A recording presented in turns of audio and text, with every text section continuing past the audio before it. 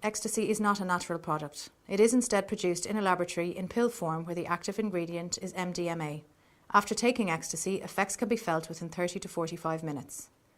Ecstasy is almost always taken by the mouth. It goes down the esophagus into the stomach, where the tab is dissolved and the MDMA is released. Here we see the MDMA molecules enter the capillaries along the intestinal wall, where they are carried away in the bloodstream. They then travel through the large portal vein which connects the small intestine to the liver. In the liver, some of the MDMA molecules pass through the capillary walls and enter the liver cells, which contain vast amounts of enzymes.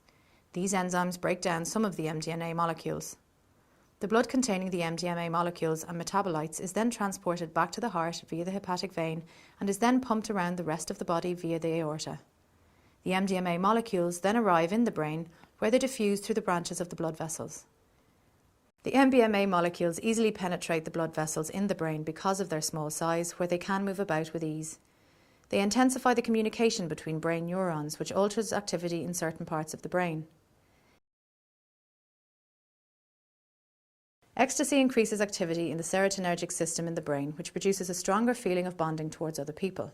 However, the overactive serotonergic system eventually exhausts its supply of serotonin, resulting in a feeling of depression. As the serotonergic system also helps to regulate body temperature, ecstasy users generally experience overheating of the body.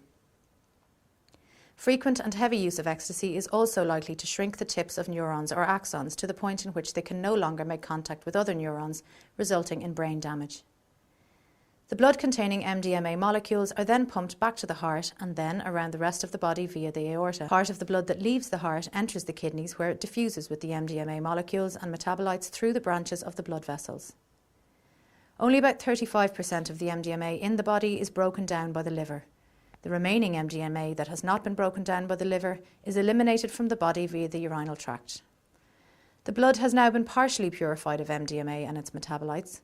Ecstasy still remains in your system for about 3 days after you take it, and the body generally needs a full week to recover from its effects.